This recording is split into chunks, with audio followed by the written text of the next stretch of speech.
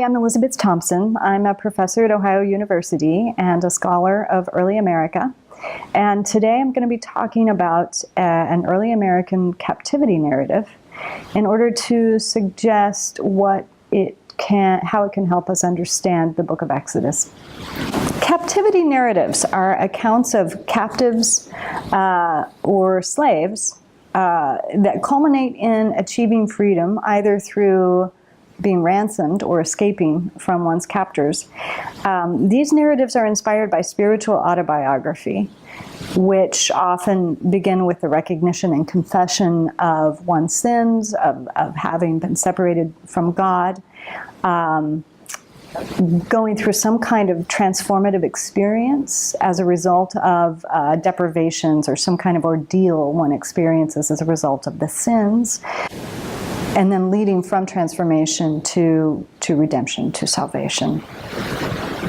American Indian captivity narratives of the 15th through the 19th centuries have become an important part of American studies over the past 15 years, partly because in focusing on the contact zone or that moment of contact between these culturally different peoples, we can learn a lot about the psychological and cultural complexities of both groups. And in moments of great stress or trauma, writers often reveal naked truths about themselves that otherwise they might not. So Cabeza de Vaca is one of history's most famous captives. And in 1542, he published his story of his experience as a captive. And the story is titled, quite simply, La Relación, or Account.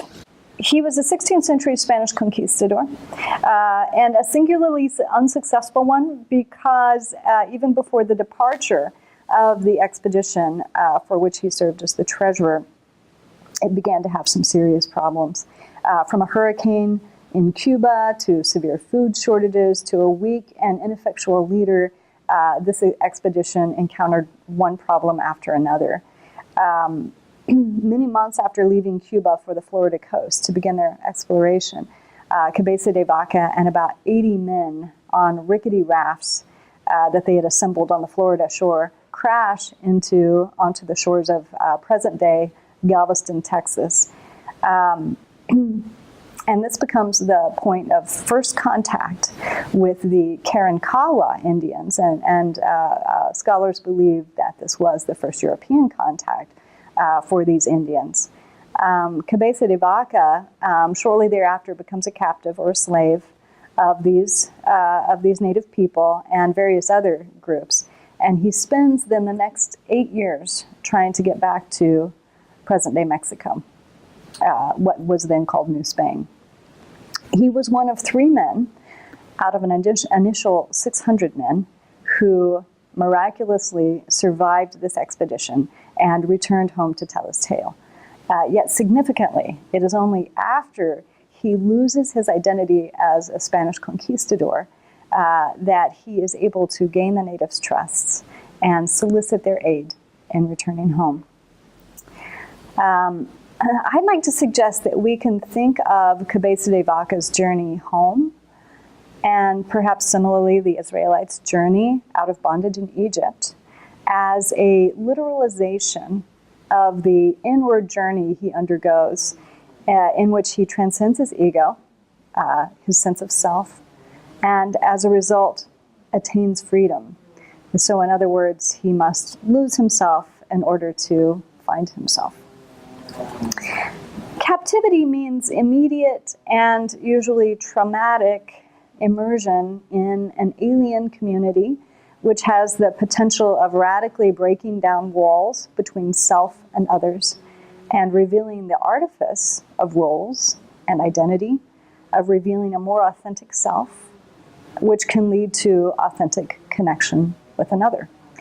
Cabeza de Vaca offers a dramatic example of just this, most notably when he crashes on the shores of Galveston in November of 1528. From the makeshift rafts that land at Galveston, some 80 men stumble onto the beach, most of whom are at this point close to death. Not long after, they are met by armed local natives, the Karankawa Indians. In his emaciated and weakened state, Cabeza de Vaca himself is near death at this point. He attempts to communicate with the natives, and they give him an arrow, quote, a sign of friendship, end quote, which notably is the first gift he receives from the natives in the journey, which has been which they began about 6 months earlier, or even earlier, 9 months earlier. So this is the first sign of friendship that he receives. And that the first sign of friendship appears only after the Spaniards have been rendered not only just non-aggressive, but completely helpless, seems no coincidence. This moment of extreme trauma, with so many men unconscious and dying, gives rise to the spontaneous expression of friendship, which I think is significant in the narrative. Over the course of the next few days, the survivors managed to build new rafts of even more dubious quality. They are unable, though, to get past the first breaker offshore before the sea flips their rafts and throws them once again back on shore, this time in a state much worse than when they arrived. Cabeza de Vaca reports, quote, since the surf was very rough, the sea wrapped all of the men in its waves, except the 3 that the sea had pulled under, and cast them on shore of the same island. Those of us who survived were as naked as the day we were born and had lost everything we had. Although the few things we had were of little value, they meant a lot to us, end quote. This is the 3rd time that Cabeza de Vaca mentions his nakedness in the text. And of course, at this point in history, nakedness was significant. It was a marker between those who were civilized and baptized and those who were primitive and unbaptized. Your clothing was a sign of your station. It was a sign of your wealth. It was also a sign of your status as a civilized person. So to be stripped of your clothing would be to be stripped of your identity in a way that would have been much more traumatic to a person of the 16th century than it even would be today. So this is significant, and he mentions this phrase continuously in his narrative. When he says, as naked as the day we were born, I think it's even more significant. It's a phrase that signals that this final harrowing disaster has really stripped him not simply of clothing and goods, but of his identity. It's not just that he's been returned to a state of helpless infancy. It's almost as though, he's been born anew in a strange land where old rules and identities have no more meaning. It's as though he's received a near fatal christening from the sea. It's also no coincidence that it is at this moment when he loses everything, including his selfhood, that he experiences one of the most profound events in the narrative. When the natives return to check on the men, they find them so altered that it frightens them terribly and they run away. It's with some difficulty that Cabeza de Vaca manages to persuade them to return. He writes, quote, the Indians, seeing the disaster that had come upon us and brought us so much misfortune and misery, sat down with us. They felt such great pain and pity at seeing us in such a state that they all began to cry so loudly and sincerely that they could be heard from afar. In fact, seeing that these crude and untutored people who were like brutes grieved so much for us, caused me and the others in my company to suffer more and think about our misfortune. This exchange does intensify their suffering, but it nonetheless imports some important gifts. It allows them to see themselves in another's eyes, to recognize that the cultural hierarchy has been completely inverted at this moment, and they are no longer powerful Spanish conquistadors, but helpless men to be pitied.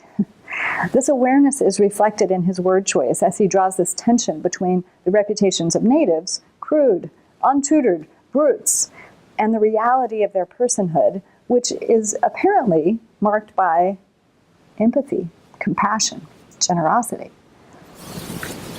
and despite their own poverty. So in one dramatic moment, the Spaniards lose their identity and at the same time are forced to see natives in a new light. So it's this rare moment, I feel, of nakedness and of connection. And it's a first important step toward reciprocity and trust.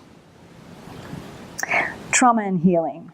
The importance of reciprocity and trust in the narrative is similarly expressed through the cultural practice of healing, in which the Karankawas soon recruit Cabeza de Vaca and 2 other Spaniards to participate.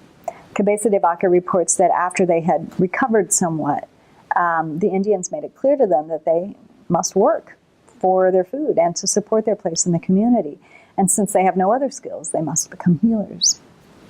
While Cabeza de Vaca expresses confusion and real fear about his ability to be a healer, he says, "We have no," quote, "degrees," end quote. He nonetheless reveals that this work became an important entry point into the Native world and into Native culture for him, which he finally comes to accept and even respect.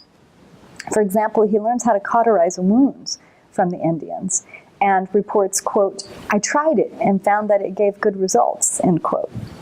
But even more importantly, his service integrates him into the community and earns him the natives' trust and gratitude, which they express by, quote, "treating them well," end quote, and, quote, "refraining from eating to give us food," end quote. Perhaps the most important point we can take from Cabeza de Vaca's acts of healing is that they are ritualized demonstrations of trust and connection between himself and the natives. Overcoming the chasm between them, which is marked by fear and distrust, leads to healing and rescue, or redemption. Similarly, the contemporary theologian Frederick Buechner writes about the trust, power, and connection that emerges when 2 strangers break their silence and open a channel of communication between them.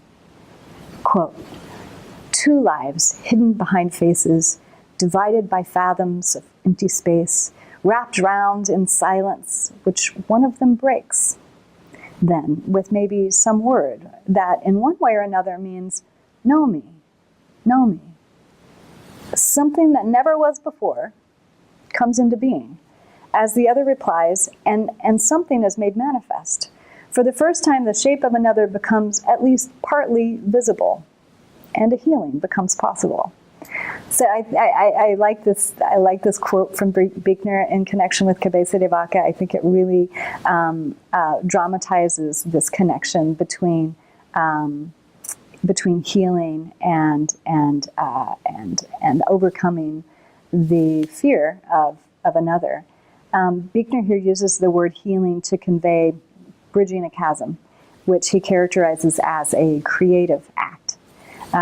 More important than the material reality of what happened in the natives' bodies, which is often the subject of scholars' attention when reading the Cabeza de Vaca narrative, is the spiritual lesson that something was brought into being that wasn't there before, made possible both by the quote-unquote nakedness of the Spaniards and the trust of the natives. Thank you.